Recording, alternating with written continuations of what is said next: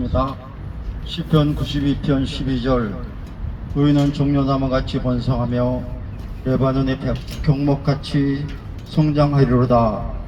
이 말씀을 의지해서 의인은 종려나무 같습니다 라는 제목으로 말씀 전하겠습니다. 지난 주일에는 제가 의인은 백경목 같다고 말씀을 했습니다. 시편 92편에는 종려나무와 백향목을 통해서 의인의 삶을 나타내고 있습니다. 성경은 백향목을 의인이라고 하고 종려나무를 의인이라고, 그래서 의인은 백향목이나 종려나무 같은 삶을 살아야 된다고 말씀합니다. 우리가 예수님을 믿으면 구원받습니다. 확실히 믿으면 거듭나고 중생합니다. 새로운 피조물이 됩니다. 하나님의 자녀가 되고 천국 백성이 됩니다. 죄인이 의인 되는 것입니다. 믿음으로 의인이 되는 것입니다. 의인이 되면은 의인의 삶을 살게 됩니다. 왜냐면은 예수님이 우리 마음에 계시기 때문입니다. 성령께서 우리 마음에 계시기 때문입니다. 예수를 믿는데 의인의 삶을 전혀 살지 못하면은 그분은 아직 예수님을 잘못 믿는 것입니다. 우리는 이 예수님을 바르게 믿고 그리고 의인의 삶을 사는데 백향목이나 종려나무를 통해서 의인의 삶을 바르게 사는 방법을 우리가 깨달을 수 있어야 될 것입니다.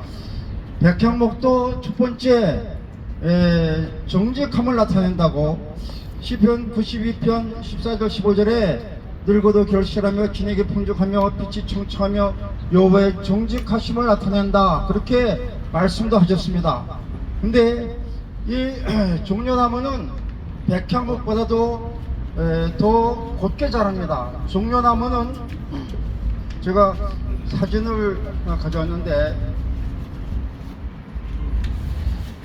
이거 프린트를 해왔습니다. 종려나무 대략 이렇게 생겼습니다. 이렇게 종려나무가 종류가 많은데 여기 있어서 종려나무는 삐뚤어 자라는 예가 거의 없습니다.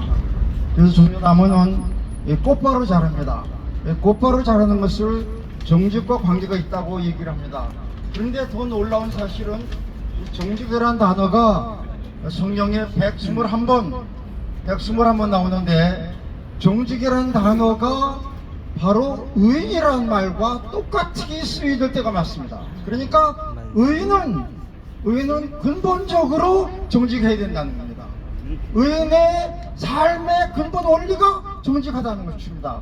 그래서 성경에 보면은 24번이나 하나님께서 이스라엘 왕들이나 또는 왕을 지낸 사람들에게 여호와 보시기에 그는 정직했다, 그렇게 말씀했습니다. 우리는 여호와 보시기에 정직한 삶을 살아야 됩니다. 혹시 우리가 죄를 지어서 정직하지 못했다 그러면은 예수 믿는 사람은, 예수 믿는 의인은 그 자리에서 회개하는 것입니다. 회개하지 않고 그냥 죄를 계속 지면은 그 사람은 아직 의인이 되지 못했다고 그렇게 볼 수밖에 없습니다. 성경에 온전히 정직한 사람, 확실히 정직하다고 하나님께서 인정한 사람은 왕들 중에서 39명의 왕들 중에서 4사람밖에 없습니다. 다윗은 여호와 보시기에 온전히 정직했느니라. 아사는 여호와 보시기에 정직했다. 히스기야는 여호와 보시기에 정직했다. 요시야는 여호와 보시기에 정직했다. 그래서 하나님께 정직하니까 하나님께서 귀하게 사용하시고 은혜를 주시고 축복해 주셨습니다. 아멘. 여러분들의 정직한 삶을 살아야 됩니다. 의인을 위하여 빛을 뿌리고 마음이 정직한 자를 위하여 기쁨을 뿌렸도다. 시편 112편 2절 이하에 보면 그 웃음이 땅에서 강사하며 정직한 자의 부대가 복이 있으리로다. 부유와 재물이 그 집에 있으며 그의 의가 영원히 있으리로다. 정직한 자에게는 흑암 중에서 빛이 일어나나니 그는 어질고 자비하며 의로운 자로다, 그렇게 말씀하셨습니다. 아멘. 여러분들, 정직한 사람 의인의 표적입니다. 그런데 우리 교회가 성도들이 정직을 무시하고 죄악에 빠져있어 의롭지 못한 삶을 살면은 그러면 죄악 가운데 물려서 하나님이 기뻐하지 않냐고 하나님의 쓰임받지 못하는 것이 이 시대의 교회의 성도들의 문제가 아닌가 그렇게 생각합니다. 우리 예수를 믿고 하나님 믿고 성령이 함께 하시면은 진실로 정직한 삶을 살아야 될 줄로 믿습니다. 아멘. 두 번째로 이 종려나무는 여러분들이 보시기에 나무의 높이에 비해서 굵습니다. 굵어요. 이 굵은 것은 표현을 좀 마음이 넓다, 그런 면으로 표현을 하기도 했습니다. 그래서 성경에는 너의 마음을 넓혀라, 고린도후서 6장 13절에는 마음을 넓히라 그렇게 말씀하시고, 시편 119편 30절에도 주께서 내 마음을 넓히시며 내가 주의 계명들을 길로 달려가리다. 마음이 좁은 사람이 있어요. 마음이 아주 좁아가지고 도량과 관용이 전혀 없는 사람들이 있는데, 예수 믿는 사람들, 구원받은 사람들, 의인은 마음이 넓어야 됩니다. 대양같이 넓어서 강물에서 흘러오는 오물과 다 수용할 수 있는 그런 폭이 넓은, 그런 넓은 마음을 갖는 것이 우리 예수 믿는 사람이며, 그리고 의인의 삶이라고 그렇게 성경 누리게 말씀합니다. 빌립보 4장 5절에는 너의 관용을 모든 사람이 알게 하라. 좀 부드럽고 넓은 마음을 많은 사람들이 알게 하라고. 요새 교인들이 넓은 마음을 품어서 믿지 않는 사람들에게 관용을 보여주지 못하기 때문에 기독교가 욕을 먹고 있지 않나, 그런 생각을 합니다. 디모데전서 3장 3절에 우리 장로의 직분을 얘기하면서도 아무도 비방하지 말며 다투지 말며 관용하며 범사에 온유함으로 모든 사람에게 나타내라. 관용이란 말이 넓은 마음, 부드러운 마음, 은혜로운 마음과 관계에 있는 말씀입니다. 모세는 마음이 넓었습니다. 그래서 백성들의 죄를 자기가 지은 죄로 생각하고 내 이름을 생명책에서 지워버려 주시더라도 저들을 용서해달라고, 그럴 정도로 마음이 넓은 마음을 가졌습니다. 다윗은 자기를 죽이려 하는 사울을 하나님께서 정말 악하다고 그러고 죽여도 되는데 죽이지 않고 살려줄 수 있을 정도로 넓은 마음을 가졌습니다. 예수님은 하나님과 원수된 우리를 사랑으로 품어주고 우리를 위해서 십자가 죽으실 정도로 넓은 마음으로 우리를 사랑하셨습니다. 넓은 마음이 있는 우리가 되어야 되겠다. 의인 됐다면은, 예수를 믿었다면은, 구원받았다면은, 성도가 되었다면은 넓은 마음으로 주의 일을 하고 하나님께 영광을 돌릴 수 있는 성도가 되기를 원합니다. 아멘. 세 번째로 종려나무는 나무 이름이 토메라고 그랬는데, 이 토메라는 말이 기둥이란 말이에요. 나무 자체가 기둥이란 뜻입니다.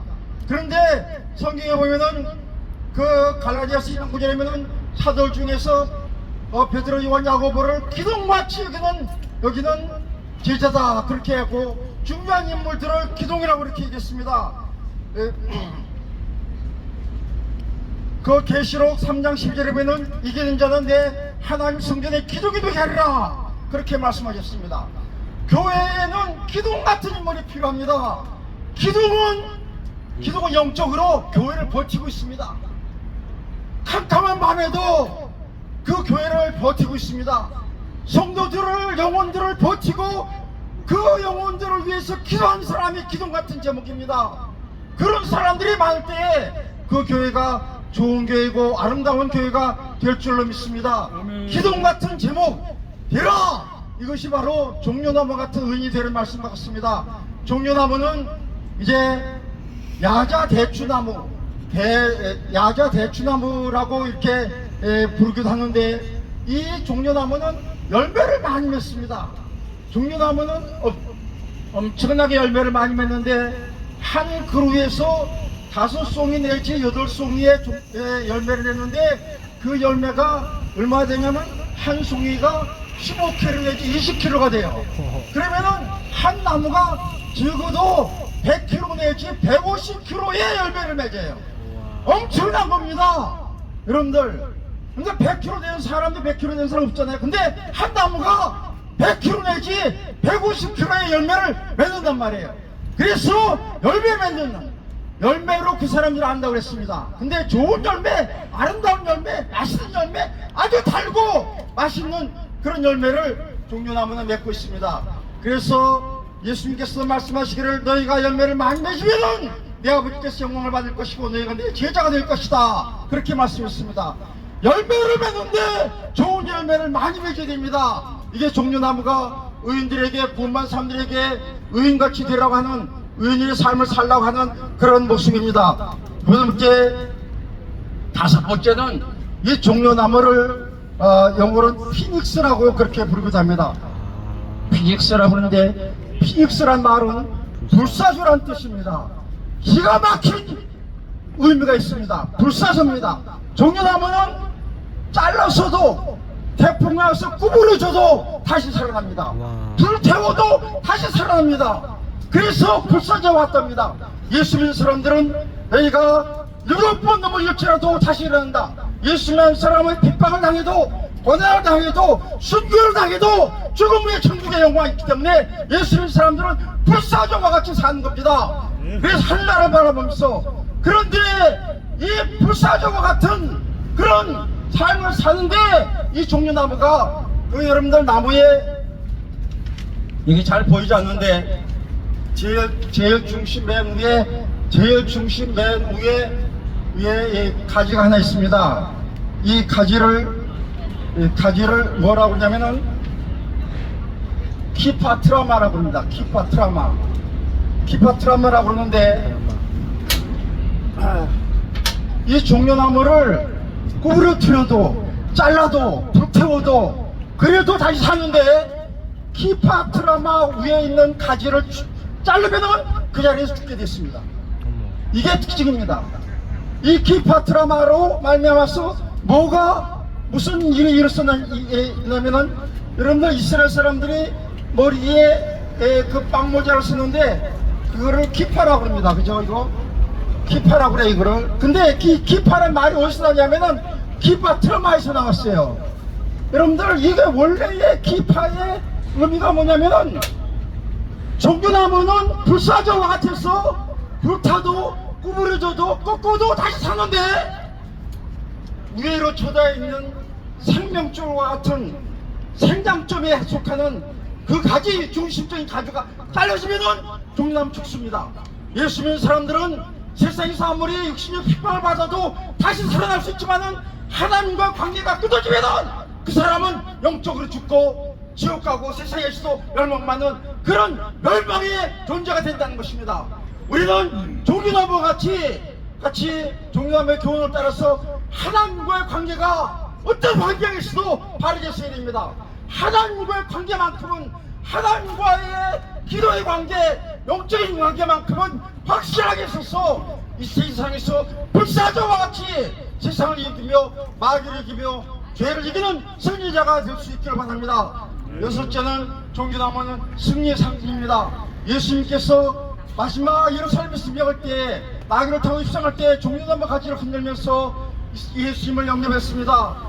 요한계시록 10장 9절에는 세울 수 없는 큰 머리가 흰옷을 입고 손에 종려나무 가지를 들고 보좌 앞과 어린 양 앞에 서서 큰 소리로 외쳐가로되, 구원하심이 보좌에 계신 우리 하나님 어린 양께 있도다. 구원의 능력을 베푸시는 승리의 주님이라는 것을 종려나무는 우리에게 말씀해 주고 있습니다.